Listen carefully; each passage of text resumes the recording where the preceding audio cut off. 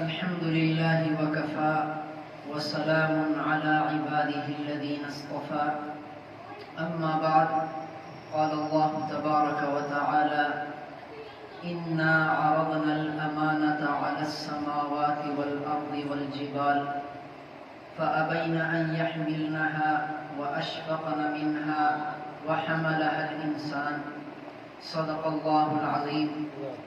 وقال رسول الله صلى الله عليه وسلم خيركم من تعلم القرآن وعلمه او كما قال علیہ الصلاۃ والسلام. قرآن کریم کے اندر اللہ رب العزت نے اپنے پیارے محبوب محمد مصطفیٰ صلی اللہ علیہ وسلم سے ارشاد فرمایا کتاب انزلناہ الیک، کہ قرآن ایک ایسی مبارک کتاب ہے جو ہم نے آپ کی طرف بھیجی ہے لِتُخْرِجُ النَّاسَ مِنَ الظُّلُمَاتِ إِلَى النُّورِ، تاکہ اس کے ذریعے آپ لوگوں کو اندھیروں سے روشنی کی طرف نکالیں. معلوم ہوتا ہے کہ قرآن کریم اندھیروں سے روشنی کی طرف نکالنے والی کتاب ہے، قعر مذلت سے اوج ثریا تک پہنچانے والی کتاب ہے، گمراہیوں سے نکال کر ہدایت کی طرف لے جانے والی کتاب ہے. قرآن عظیم کی بہت بڑی برکات ہیں، بہت بڑے ثمرات ہیں. یہ قرآن کریم ہے کہ جس کا دیکھنا بھی عبادت ہے، جس کا چھونا بھی عبادت ہے، جس کا پڑھنا بھی عبادت ہے، جس کا پڑھانا بھی عبادت ہے، جس کا سیکھنا بھی عبادت ہے، سکھانا بھی عبادت ہے، اور اس کے اوپر عمل کرنا بھی عبادت ہے، اور اس کو حفظ کرنا بہت بڑی عبادت ہے. یہ گویا کہ ایسا ہے جیسا کہ مغناطیس ہوتا ہے کہ وہ لوہے کو اپنی طرف کھینچتا ہے، تو قرآن کریم بھی دلوں کو یہ اپنی طرف اسی طریقے سے کھینچتا ہے. تو جو حضرات قرآن کریم کے اندر غور کرتے ہیں، تدبر کرتے ہیں، آیات کے اندر غور و فکر کرتے ہیں، قرآن کریم سے ان لوگوں کو بڑی رہنمائی ملتی ہے. یہی وجہ ہے کہ اللہ رب العزت قرآن میں فرماتے ہیں اذا قرئ القرآن فاستمعوا له، جب قرآن کریم کی تلاوت کی جائے تو اس کو غور سے سنا کرو، وانصتوا، اور خاموش رہا کرو، لعلکم ترحمون، تاکہ تمہارے اوپر رحم کیا جائے. معلوم ہوتا ہے کہ قرآن کریم کو جو غور سے سنے، جو اس کی طرف توجہ کرے، تو رحمت کے دروازے اللہ رب العزت اس کے لیے کھول دیتے ہیں. یہی وجہ ہے اللہ رب العزت قرآن میں فرماتے ہیں ان فی ذلک لذکریٰ، کہ اس قرآن کے اندر نصیحت ہے. کس کے لیے نصیحت ہے؟ لمن کان لہ قلب، جو اپنے دل سے اس قرآن کو سنے، او القى السمع، اور اپنے ہمدن گوش ہو کر اسے سنے، وہو شہید، اور وہ حاضر باش ہو کر اسے سنے. تو اس سے معلوم ہوتا ہے کہ جس محفل کے اندر قرآن کریم کی تلاوت ہو، قرآن کریم کا درس ہو، اس محفل کے اندر ہمدن گوش ہو کے بیٹھنا چاہیے، تاکہ قرآن کریم کے انوارات، قرآن کریم کے برکات حاصل ہوں. پہلے زمانے کے اندر ہمارے سارے شہر جو تھے وہ ماشاءاللہ انتہائی، وہ بالکل یعنی اس طریقے سے تھے کہ وہ آباد شہر تھے. کیسے آباد تھے کہ راتوں کو تہجد کے وقت کوئی بندہ باہر نکلتا تھا تو اسے معلوم ہوتا تھا کہ گھروں سے تلاوت کی آوازیں آتی تھی. ہمارے حضرات فرماتے ہیں کہ جب ہم مکہ مدینہ کے اندر چلے جاتے تھے تو جب تہجد کے وقت باہر نکلتے تھے تو ایسا لگتا تھا گویا کہ شہد کی مکھیاں بھی بنا رہی ہوں. قرآن کریم کی تلاوت ہر گھر سے آ رہی تھی، ہر گھر سے قرآن کریم کی تلاوت کی آواز آتی تھی. تو گویا کہ ان کی جو بستیاں تھیں وہ آباد بستیاں ہیں. لیکن ہماری بستیاں اس وجہ سے ویران ہو گئی ہیں کہ ہم اس وقت، جس وقت قرآن کریم کی تلاوت کا وقت ہوتا ہے، ہم سو رہے ہوتے ہیں. لہذا ہمیں بھی قرآن کریم کی ان تمام جو فضائل ہیں ان کو اپنانے کی ضرورت ہے. نبی پاک صلی اللہ علیہ وسلم کے صحابہ کرام نے قرآن کریم کو پڑھا بھی، قرآن کریم کو سمجھا بھی، اور قرآن کریم کے ساتھ محبت بھی کی. اسی وجہ سے اللہ رب العزت نے انہیں پوری دنیا کے اندر چمکا دیا. ایک صحابی کے بارے میں آتا ہے کہ رات کے وقت، تہجد کے وقت آپ اٹھے اور قرآن کریم کی تلاوت کرنے لگے تہجد کی نماز میں. اس صحابی کا بچہ اس کے پاس سو رہا تھا، اس کا گھوڑا بھی باندھا ہوا تھا. جب وہ وجد میں آتا تھا اور قرآن کریم کی اونچی آواز میں تلاوت کرتا تھا تو ان کا گھوڑا بھدکنے لگتا تھا، پھر ان کو ڈر لگتا تھا کہ کہیں میرا بچہ ضائع نہ ہو جائے، تو وہ پست آواز میں پڑھنے لگتا تھا، پھر ان کے اوپر وجن طاری ہوتا تھا، پھر اونچی آواز میں پڑھنا شروع کر دیتا تھا۔ تو یہی سلسلہ یعنی جاری رہا۔ جب انہوں نے قرآن کریم کو ختم کیا، تہجد کا وقت ختم ہونے لگا، تو انہوں نے دیکھا کہ ان کے اوپر جیسا کہ بہت سارے ستارے ہیں اور وہ آسمان کی طرف جا رہے ہیں۔ فجر کو نبی پاک صلی اللہ علیہ وسلم کی محفل میں حاضر ہوئے اور آپ صلی اللہ علیہ وسلم کے سامنے یہ ساری تفصیل عرض کی۔ آپ صلی اللہ علیہ وسلم فرمانے لگے، آپ کو کیا پتا کہ وہ اللہ رب العزت کے فرشتے تھے جو آپ کا قرآن سننے کے لیے نیچے اتر آئے تھے، اور ارشاد فرمایا کہ اگر آپ اپنا قرآن یوں ہی جاری رکھتے تو صبح مدینے کے سارے لوگ ان فرشتوں کو اپنی آنکھوں سے دیکھتے۔ تو یہ قرآن کریم کی کتنی بڑی برکات ہیں کہ اللہ رب العزت عرش کے اوپر سے اپنے فرشتے نیچے نازل فرماتے ہیں کہ جا کے میرا قرآن سن کے آؤ۔ ایک مرتبہ نبی پاک صلی اللہ علیہ وسلم مسجد نبوی کے اندر تشریف لے آئے۔ حضرت ابی بن کعب رضی اللہ تعالیٰ عنہ آپ قرآن کریم کی تلاوت فرما رہے تھے، نبی پاک صلی اللہ علیہ وسلم کو دیکھا تو خاموش ہو گئے۔ نبی پاک صلی اللہ علیہ وسلم فرمانے لگے کہ ابی قرآن پڑھو، خاموش کیوں ہو گئے؟ تو عرض کرنے لگے کہ اللہ کے نبی آپ کے سامنے میں قرآن پڑھوں حالانکہ آپ کے تو اوپر قرآن نازل ہوا ہے؟ تو اللہ کے نبی صلی اللہ علیہ وسلم فرمایا کہ جی ہاں، اللہ رب العزت نے تمہیں حکم دیا ہے کہ تم میرے سامنے قرآن پڑھو۔ تو حضرت ابی بن کعب نے مزید وضاحت سے پوچھا، اللہ سمانی، کیا اللہ نے میرا نام لے کر کہا ہے کہ ابی تمہیں قرآن سنائے؟ تو نبی پاک صلی اللہ علیہ وسلم نے فرمایا، نعم اللہ سماکا، جی ہاں، اللہ نے آپ کا نام لے کر کہا ہے کہ ابی ابن کعب کو بولو وہ قرآن سنے، اور اللہ اور اس کا قرآن سنائے، اللہ اور اس کا نبی دونوں سنیں گے۔ یہ کتنی بڑی برکت کی بات ہے جی۔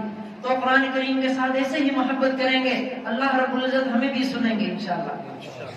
ایک مرتبہ نبی پاک صلی اللہ علیہ وسلم فجر کی نماز، تہجد کی نماز کے وقت مسجد میں تشریف لائے، تو مسجد نبوی کے ایک کونے پر حضرت ابو بکر صدیق رضی اللہ عنہ تلاوت فرما رہے ہیں اور پست آواز سے تلاوت کر رہے ہیں، اور دوسرے کونے میں حضرت عمر فاروق رضی اللہ عنہ تلاوت فرما رہے ہیں اور وہ ذرا اونچی آواز میں تلاوت فرما رہے ہیں۔ جب انہوں نے اپنی تہجد کی نماز ختم کی اور نبی پاک صلی اللہ علیہ وسلم کے پاس حاضر ہوئے، نبی صلی اللہ علیہ وسلم نے ابو بکر سے پوچھا کہ ابو بکر آپ پست آواز سے کیوں تلاوت کر رہے تھے؟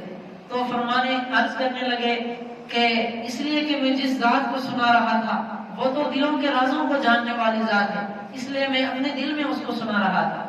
عمر سے پوچھا، عمر آپ بتائیں آپ اونچی آواز میں کیوں تلاوت کر رہے تھے؟ تو عمر فاروق رضی اللہ عنہ نے کہا کہ میں اس وجہ سے تاکہ جو سونے والے ہیں وہ جاگ جائیں اور میری آواز سن کر شیطان یہاں سے بھاگ جائے۔ تو نبی پاک صلی اللہ علیہ وسلم نے دونوں کی تعریف فرمائی۔ لہذا قرآن کریم کو اونچی آواز سے پڑھنا یہ بھی عبادت ہے اور پست آواز کے ساتھ پڑھنا یہ بھی عبادت ہے۔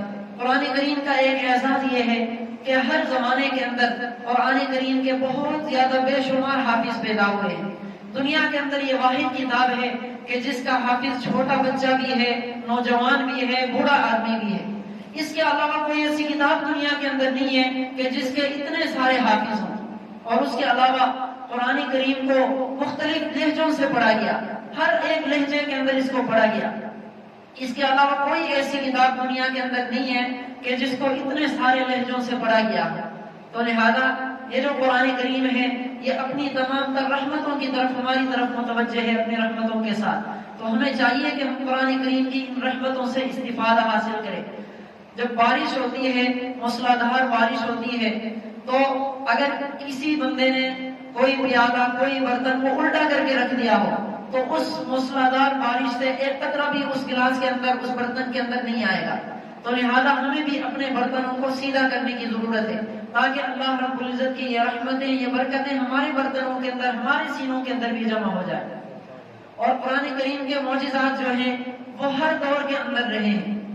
یہ غالباً 1986-87 کی بات ہے، جس وقت مصر کے اندر صدر وہ عبد الناصر نام، غالباً اس کا نام ہے، وہ صدر تھے مصر کے اندر، جمال عبد الناصر صدر تھے۔ ان کا بیان ہے، وہ کہتے ہیں ایک مرتبہ میں روس چلا گیا کسی سرکاری دورے کے اوپر، تو وہ جو روس کے جو لوگ تھے، جو سرکاری لوگ تھے، ان سے جب ہماری بات ہوئی، میٹنگ ختم ہوئی، اپنی عام مجلس کے اندر جب ہم بیٹھے تھے تو انہوں نے مجھے کمیونسٹ بننے کی دعوت دی۔ انہوں نے کہا تمہارے اس قرآن میں کیا رکھا ہے؟ پرانی باتیں ہیں، پرانے زمانے کی باتیں ہیں، تو تم ہماری یہ روشن خیالی والی باتیں پڑھو، یہ چیزیں پڑھو، ہم تمہارے وہاں پہ آ کے جو ہے سائنس کو متعارف کرائیں گے، تمہارے علاقے کے اندر ترقی آئے گی۔ تو جمال عبد الناصر جو تھا اس نے جواب تو اپنے حساب سے دے دیا، لیکن کہتے ہیں کہ مجھے تسلی نہیں ہوئی۔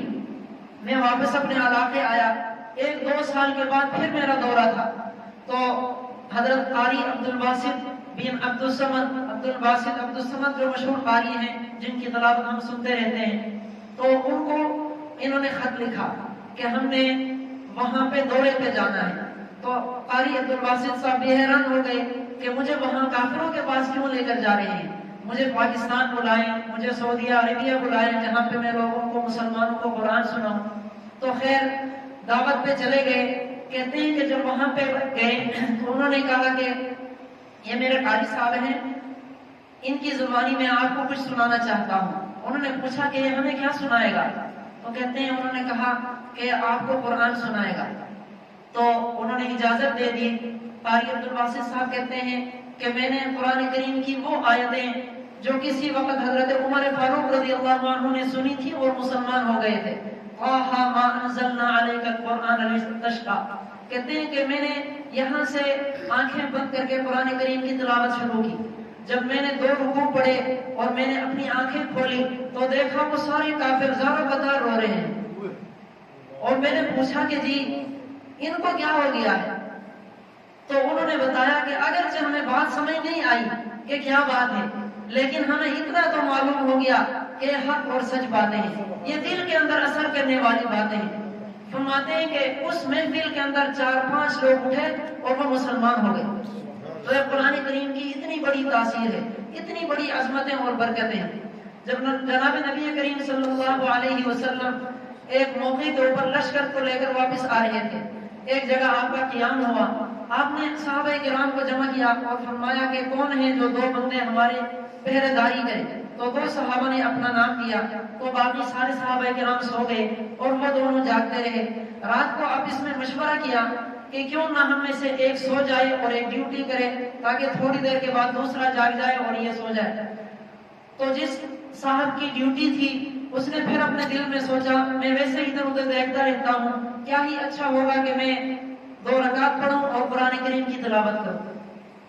تو فرماتے ہیں کہ میں نے اونچی ٹیلے کے اوپر کھڑے ہو کر میں نے 2 رکعت کی نیت باندھی اور سورہ کہف کی تلاوت شروع کی۔ تو دشمنوں میں سے کوئی بندہ وہاں سے نکلا اور اس نے دیکھا کہ لشکر سارا سو رہا ہے، ایک ہی بندہ کھڑا پہرا دے رہا ہے۔ تو اس بندے نے اس صحابی کے اوپر تیر چلایا اور بار بار اس کے اوپر تیر چلائے، تو خون سے اس کا بدن لہو لہان ہو گیا۔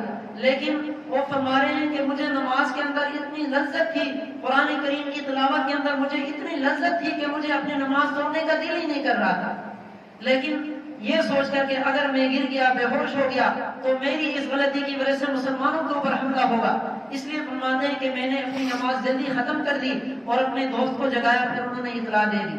تو قرآن کریم کے ساتھ اگر ہم محبت کریں گے تو ہمارا بھی ایسے ہی قرآن کے ساتھ تعلق بنے گا، اور اس کے ساتھ ساتھ قرآن کریم کے اوپر عمل کرنا۔ حضرت عائشہ صدیقہ رضی اللہ تعالی عنہ سے کسی نے پوچھا کہ نبی صلی اللہ علیہ وسلم کے اخلاق کیسے تھے؟ حضرت عائشہ صدیقہ فرمانے لگی کہ کان خلقہ القرآن، آپ صلی اللہ علیہ وسلم کا اخلاق وہ پورا کا پورا قرآن تھا، یعنی جو پورا قرآن تھا وہ آپ صلی اللہ علیہ وسلم کے اخلاق تھے۔ قرآن کے ایک ایک حکم کے اوپر نبی صلی اللہ علیہ وسلم نے جو عمل کیا وہ گویا کہ سارا قرآن کریم کا نمونہ تھا، اور ایسے ہی تمام صحابہ کرام وہ قرآن کریم کے اوپر عمل کرنے والے تھے۔ حضرت امام حسین رضی اللہ تعالیٰ عنہ کے بارے میں آتا ہے کہ ایک مرتبہ حضرت امام حسین رضی اللہ تعالیٰ عنہ کے گھر میں کوئی مہمان آئے، تو آپ نے اپنی باندی کو کہا کہ اس کے لیے کھانا گرم کرے۔ انہیں کوئی شوربہ گرم کیا اور وہ پیش کرنے کے لیے لے جا رہی تھی۔ رستے میں حضرت سیدنا حسین رضی اللہ تعالیٰ عنہ آئے اور وہ جلدی میں ان سے ٹکرانے کی وجہ سے وہ برتن نیچے گر گیا، تو وہ جو شوربہ تھا وہ حضرت سیدنا حسین رضی اللہ عنہ کے بدن کے اوپر گر گیا۔ تو حضرت سیدنا حسین رضی اللہ تعالیٰ عنہ کو غصہ آیا تھوڑا سا، تو آپ نے غصے سے اپنی اس باندی کی طرف دیکھا، تو اس باندی کو بھی پتا تھا کہ حضرت امام حسین رضی اللہ عنہ یہ قرآن کے اوپر کتنا زیادہ عمل کرنے والے ہیں۔ انہوں نے فوراً قرآن کریم کی آیت پڑھ دی، وَالْكَاظِمِينَ الْغَيْظَ۔ اس کا مطلب یہ ہے کہ اللہ رب العزت نے قرآن کے اندر مومنین کی صفات بیان کی ہے۔ ایک صفت یہ ہے کہ مومن وہ ہوتا ہے جو غصہ پی جاتا ہے۔ تو جب انہوں نے یہ آیت پڑھ دی تو حضرت امام حسین رضی اللہ تعالیٰ عنہ فوراً ان کا غصہ ٹھنڈا ہو گیا۔ اب ان کو بات سمجھ میں آ گئی کہ میری بات ان کو سمجھ میں آ گئی ہے، تو آیت کا اگلا ٹکڑا بھی پڑھ دیا، وَالْعَافِينَ عَنِ النَّاسِ، کہ مسلمان وہ ہے جو لوگوں کو معاف کرے۔ تو سیدنا حسین رضی اللہ تعالیٰ عنہ کہنے لگے جا میں نے تجھے معاف کر دیا۔ تو موقع سے فائدہ اٹھایا اور اگلی آیت پڑھ دی، وَاللَّهُ يُحِبُّ الْمُحْسِنِينَ، اللہ احسان کرنے والوں کو پسند کرتے ہیں۔ تو حضرت حسین رضی اللہ عنہ نے اس کے اوپر بھی عمل کیا، کہا جا میں تیرے اوپر احسان کرتا ہوں، میں تجھے اللہ کے راستے کے اوپر، اللہ کے نام پر میں تجھے آزاد کر دیتا ہوں۔ تو یہ لوگ تھے جنہوں نے قرآن کریم کو اپنے سینوں سے لگایا، اپنی پوری زندگی کا مشغلہ ہی انہوں نے قرآن کریم کو بنایا۔ یہی وجہ ہے کہ آج بھی ان کا نام ستاروں سے بھی زیادہ روشن ہے، چاند سورج سے بھی زیادہ روشن ہے، اور رہتی دنیا تک ان کا نام ایسے ہی روشن رہے گا۔ تو کیوں نہ ہم بھی اپنے آپ کو قرآن کریم کی ان تعلیمات کے ساتھ آراستہ کریں، اور قرآن کریم کو اپنی زندگی کا ہم بھی ایسے ہی محور بنائیں اور مرکز بنائیں کہ ہماری زندگی کا ہر مسئلہ وہ قرآن کریم کی روشنی میں حل ہو۔ تو اس لیے قرآن کریم کے چند حقوق ہیں، اگر ہم ان حقوق کی رعایت رکھیں گے تو قرآن کریم کی یہ تمام برکات ہمیں بھی حاصل ہوں گی۔ سب سے پہلا حق یہ ہے کہ ہم قرآن کریم کو اللہ رب العزت کی طرف سے ہونے کا یقین کریں اور اس کے اوپر ایمان لے آئیں۔ الحمدللہ سب کا اس کے اوپر ایمان ہے کہ اللہ رب العزت کی طرف سے نازل ہونے والی کتاب ہے۔ اور دوسرا حق یہ ہے کہ ہم قرآن کریم کے الفاظ کو اچھے طریقے سے ادائیگی کریں، یہ قرآن کریم کا حق ہے کہ ہم اس کو صحیح تلفظ کے ساتھ پڑھنے کی کوشش کریں۔ اور تیسرا حق یہ ہے کہ قرآن کریم کے اندر جو اللہ رب العزت نے مضامین دیے ہیں ہم ان کو سمجھنے کی کوشش کریں کہ اللہ نے جو 30 سپاروں کے اندر ہم سے کلام کیا ہے، کیا کلام کیا ہے، ہم سے اللہ کا مطالبہ کیا ہے، اس مطالبے کو ہم سمجھیں۔ اور چوتھا حق یہ ہے کہ جو مطالبہ ہے اس کے اوپر ہم عمل کریں۔ تو اگر یہ 4 حقوق ہیں ان کے اوپر ہم عمل کریں گے تو انشاءاللہ ہماری زندگی بھی بہترین ہوگی، دنیا بھی ہماری کامیاب ہوگی اور آخرت بھی ہماری کامیاب ہوگی۔